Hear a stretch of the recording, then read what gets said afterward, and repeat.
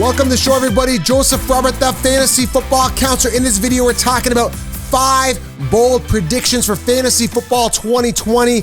Gonna lay them out for you guys. These are bold, but you know what? They're very viable and they could actually happen. I got a list of 5 of them for you guys right here, right now. Before I get into this, guys, make sure you head on over to thefantasyfootballcounselor.com. Get the absolute game changer in fantasy football analysis, the 16-round draft solution. Head on over there, guys, right now. There's a link here below. Give you all the optimal players to draft in each round. I'm going to help you guys crush your fantasy football league. Video training. Draft kits are dead, guys. Cheat sheets are dead. This is the future. There's a link below. I priced it so that everybody can afford it, and I wanted to give as much value in one place as I possibly can. Everything you need to dominate your year-long leagues. It's going to give you an unfair advantage 16-round draft solution. Scrap the draft kits. Anyone selling you a draft kit is an idiot, and it's just total BS, okay? A link here below here on YouTube or thefantasyfootballcounselor.com. Also, I genuinely appreciate it, guys. It really helps the channel if you just smash that thumbs up. And of course, I try to get to as many comments as I can. So leave a comment below and I'll try to answer your fantasy football questions. So leave them below right here on YouTube. All right, so let's talk about the 5 bold predictions. They are pretty bold, but they are obtainable. Now, I got a lot of energy going into 2020, guys. I'm telling you, we as Council Nation are taking over the industry. So I'm coming at you with more energy in the show. So I'm just super pumped because I need some football in my life, okay? So I've got these 5 bold predictions, but they're realistic to some degree. There's some realism. These things could actually happen, but you may not think they're going to happen because they seem really bold according to the way the consensus, the Consheeps have these guys ranked, and the possibilities and variables of this actually happening. So it seems a little unrealistic, but I think it actually could happen. All right, so the first bold prediction I've got here, guys, take a pen out. You may want to write it down or keep like a mental note here because I think this is completely viable. Diontae Johnson becomes the wide receiver 1 and the primary target for Big Ben. What do I mean by that, guys? It means that this guy could be a top 10 finisher and he could finish ahead of Juju, and that is the ceiling for Diontae Johnson. Now, I could put a disclaimer here. It could be Diontae or Claypool. I think they're both very talented. Claypool, Chase Claypool, the rookie coming in out of the NFL draft, being drafted by the Steelers. I love Claypool. I love Diontae, but Diontae is very interesting because last year, listen, this guy had 92 targets, 59 receptions, 680 yards with no Big Ben there, and 5 touchdowns. This to me is very appealing without Big Ben there. Another thing, what I heard is that him and Big Ben have been training, Diontae and Big Ben have been training, building out a bond together. This is really exciting, guys. There is a void here without Antonio Brown. Juju has kind of shown us that sometimes he's going to have a hard time with the double coverage. And part of his success, the reason he finished top 10 back in 2018, both him and AB, because there's a lot of volume. There's a ton of volume. Big Ben throws the ball a lot, right? For a lot of yards, and he throws a lot of volume, right? A lot of attempts. So when I look at these guys, I look at maybe Juju being slated as the wide receiver 1. Initially, he's going to see some double coverage, which is going to open things up for Diontae. And we know Juju kind of lines up out of the slot, and that's where he kind of prefers it. So maybe Diontae and Claypool on the outside and Juju maybe in the slot. Now, a lot of people saying James Washington, listen, the guy sucks. Nowhere near the talent of the guys I mentioned here. So Diontae's a guy, this is the bold prediction, becomes the wide receiver 1 and the primary target for Big Ben, which equals, yes, cha-ching, a lot of fantasy points. Yes, that's what I'm excited about. So this is my bold prediction, and that's why I love Diontae Johnson for fantasy. Now, if I'm looking at Diontae Johnson, he is currently sitting, I think, 45th, guys, amongst wide receivers. So he's a big fantasy football sleeper. And I'm telling you guys, this guy has a ceiling that could be through the roof.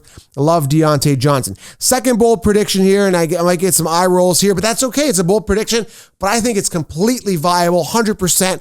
And I want to make a disclaimer that injuries are included. So when I make this prediction, we'll say, Joe, what if that guy gets injured? Let's tell you what the prediction is first.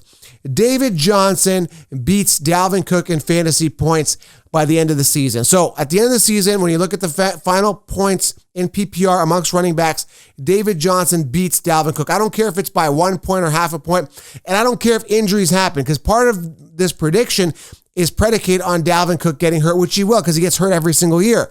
And people are drafting him top 5. So I understand, guys. I totally understand why he's top 5 because where he finished last year, right? He finished near the top. But you got to understand, Dalvin Cook has not finished the season. If you guys, a lot of people, I think one person in the comments mentioned, Joe, I didn't know a couple years ago Dalvin Cook only played 4 games. Yes, he did. He did 3 years ago. Then he played 11 games. Then last year, I believe he played 14 or something like that. Listen, Dalvin Cook hasn't finished a season. So yes, his first rookie season, he only played 4 games. The season after that, the sophomore year, 11 games. This past year, not so many games either, didn't finish a season. So my prediction, again, David Johnson beats Dalvin Cook in fantasy points by the end of the season, injuries included. So don't come at me and say, well, Joe, Dalvin Cook got hurt. I'm warning you, Dalvin Cook's going to get hurt. He will get hurt. That's why I'm going to get David Johnson in the 3rd or 4th round and get Madison later. So that is my second bold prediction. Moving on to the 3rd bold prediction. DeAndre Hopkins finishes outside of the top 15 amongst wide receivers. Yes, a significant decline for DeAndre Hopkins for fantasy football 2020. This is why I'm staying away from him. Why am I doing that? Well, first of all, this guy finished 1st amongst wide receivers in 2018, 5th amongst wide receivers in PPR points in 2019. So Hopkins is always a top 5 finisher based on the past couple years. He always finishes there. The guy's a stud. Well, guys, wake up. Reality check. He is with the Arizona Cardinals. Now, you could say there's a high ceiling with Kyler Murray. Kyler Murray's got great talent.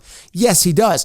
But that ball is going to be spread wide. Now, I can understand, Hopkins finishing top 5 if Fitzgerald was not there. Fitzgerald's there. He maxed out. Let me repeat this to you guys. I want you guys to understand this. Fitzgerald maxed out at 109 targets. Kirk, I believe, had 107. So that's 200 and whatever, 20. Let's say 220. Just under 220 attempts, okay? Passing attempts. So that's 220 there. So if Hopkins is going to finish top 5 where he's slated right now, he's top 5 consensus, which means he's pretty much end of the 1st round draft pick. Okay, so if he's going to finish top 5, that's what they're assuming based on last year, how is he going to get 150 plus targets? For him to finish, okay, in the top 5, he needs a lot of volume. So where is that coming off? So assuming he gets, 50 shave off Fitzgerald, you shave off 50 targets from Fitzgerald, he's at 59 targets, right? Then you shave off 50 from Kirk. That's 100 targets that now move over to Hopkins. And let's say Kyler throws more, so he gets 120. Let's say he gets another 30 targets there. That still leaves Hopkins another about 130 targets total. I'm just doing some basic math. That's not including other receivers, Drake catching the ball in the backfield, Kyler running the ball, which he does. So, and scrambling. And, I'm telling you guys, I just don't see the numbers mathematically adding up. This is similar to last year when everyone's saying Odell was round 1 is what they told you. And I said, listen, Landry is still there and he maxed out at 149 targets. Whose ass are they pulling out another 150 targets out of? Because I'd like to know. Right? So another situation where mathematically it doesn't add up to me. Now, not to say that Hopkins, he's going to have some boom games. There's no doubt about it. There's going to be some games where he's going to completely be gravitated to. There's going to be some volatility. And there's going to be some games where you're going to be very, very depressed. So I'm going to stay away from Hopkins. New team, new offense. He's got to build that new rapport with Kyler. Not seeing it. So that's my bold prediction. Hopkins finishes outside of the top 15 wide receivers in PPR points. Definitely out of the top 10, but I'm pushing it a little bit, going 15, okay? Bold prediction number 4. Todd Gurley becomes a top 3 fantasy football running back finisher. Yes, he finishes top 3 amongst running backs in fantasy points. Todd Gurley gets back into the form and shape he was a couple years ago. I understand, guys.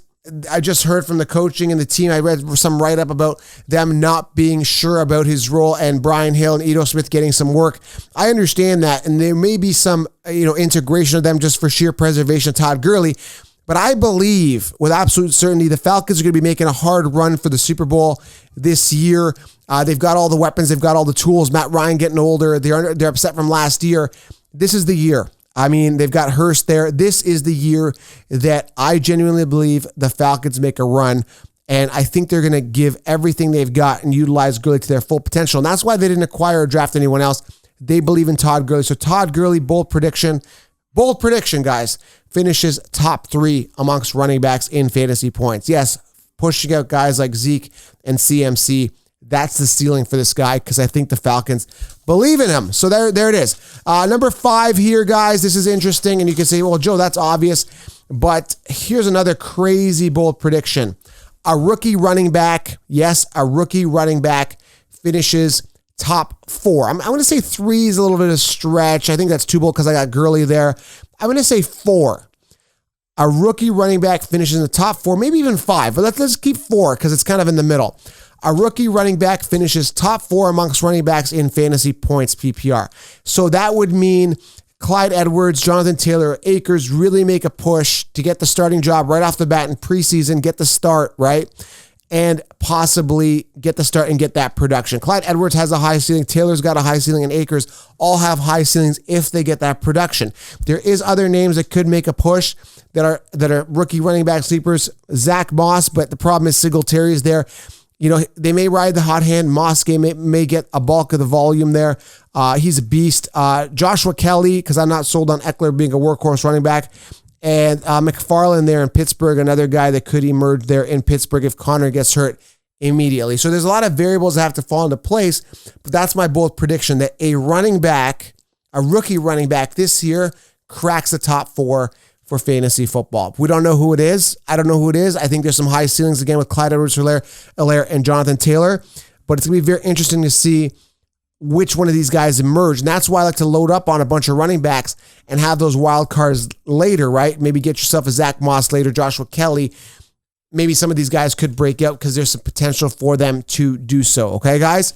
So that's it, man. I'm telling you, those are your top, well, not really top 5, just my 5 bold predictions I shared with you guys. Hope you guys enjoyed the show. Let me know. Leave a comment. I'd like to hear a bold prediction from you guys. Leave it below. Smash that thumbs up and get the 16-round draft solution. You guys will absolutely love it. I assure you guys.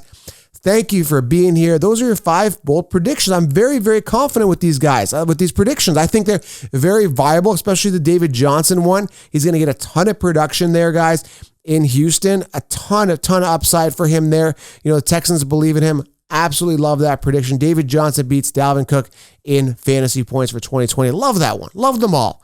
All right, guys, I will see you in the next video. Subscribe, and I am out.